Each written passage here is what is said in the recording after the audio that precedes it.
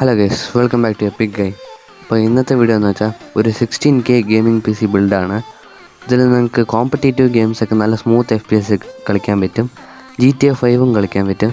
അപ്പോൾ വീഡിയോ ഫുള്ളായിട്ട് ഇന്ന് കാണുക. പിന്നെ വീഡിയോ ഇഷ്ടപ്പെട്ടെങ്കിൽ ലൈക്ക് ചെയ്യുക, ഷെയർ ചെയ്യുക, സബ്സ്ക്രൈബ് ചെയ്യുക. അപ്പോൾ നമുക്ക് നേരെ വീഡിയോയിലോട്ട് പോകാം.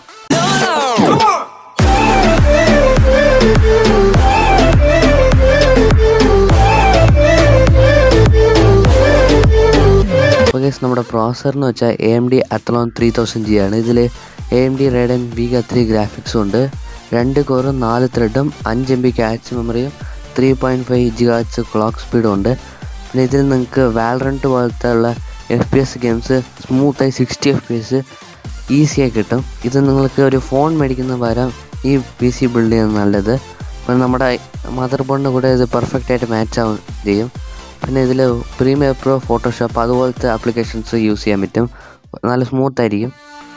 അപ്പോൾ ഇതിൽ യൂസ് ചെയ്യുന്ന മദർ ബോർഡെന്ന് വെച്ചാൽ GB A320M എന്ന് പറഞ്ഞൊരു ബോർഡാണ്. ഇതിൽ നിങ്ങൾക്ക് DDR4ൻ്റെ 2 സ്ലോട്ടുണ്ട്.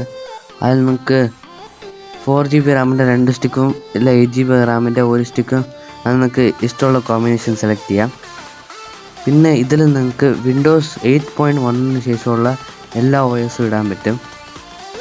പിന്നെ 3rd ജെൻ റൈസൻ്റെ പ്രോസസ്സറൊക്കെ സപ്പോർട്ട് ചെയ്യും, അതിന് മുമ്പിലത്തുള്ള ജെന്നിൻ്റെയും പ്രോസസ്സറൊക്കെ സപ്പോർട്ട് ചെയ്യും.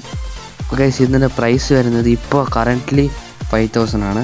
കുറച്ച് കഴിഞ്ഞ് കുറയാനും കൂടാനും ചാൻസ് ഉണ്ട്.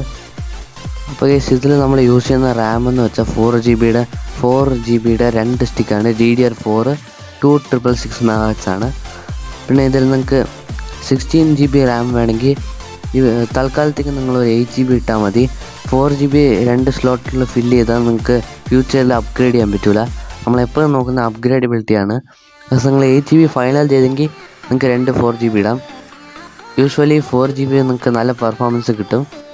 അപ്പോൾ ഗൈസ്, ഈ ബിൽഡിൽ SSD ആണോ HDD ആണോ എന്ന് ചോദിച്ചെങ്കിൽ HDD ചൂസ് ചെയ്യുള്ളൂ. കാരണം ഇത് ബഡ്ജറ്റ് PC ബിൽഡാണ്, ബഡ്ജറ്റ് ഗെയിമിംഗ് PC ബിൽഡാണ്. അത് കാരണം നിങ്ങൾക്ക് എല്ലാം ബഡ്ജറ്റ് ഇച്ചിരി കുറയ്ക്കണം. നിങ്ങൾക്ക് ഫ്യൂച്ചറിൽ വേണമെങ്കിൽ ഒരു SSD ആഡ് ചെയ്യാം. SSD ഉണ്ടെങ്കിൽ നിങ്ങൾക്ക് ബൂട്ട് ടൈമൊക്കെ നല്ല സ്പീഡ് ഉണ്ടാവും. പിന്നെ വിൻഡോസിൻ്റെ ഓവറോൾ പെർഫോമൻസ് കൂടും. പിന്നെ ഇതിൽ നിങ്ങൾക്ക് SSDയുടെ പ്രൈസ് എന്ന് വെച്ചാൽ എക്സ്പെൻസീവ് ആണ്.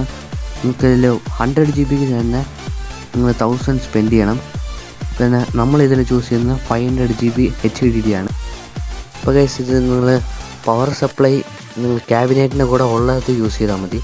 നിങ്ങൾ 1000 rupees 2000 നിങ്ങൾക്ക് ഇഷ്ടമുള്ള ക്യാബിനറ്റ് ചൂസ് ചെയ്യാം. അപ്പോൾ ഗൈസ്, ഈ ബിൽഡ് ഇത്രയൊക്കെ ഉള്ളൂ. അപ്പം നമുക്ക് വേറൊരു വീഡിയോ വെച്ച് കാണാം. I know we grew up a little too fast. I miss the days that we chill and relax. Where did the time go? It all passed. Now I need to go back. I had no worries but always had plans. Only thing I did was dig out the trash. Now it's much harder to laugh. Hard to get up and then work on my craft.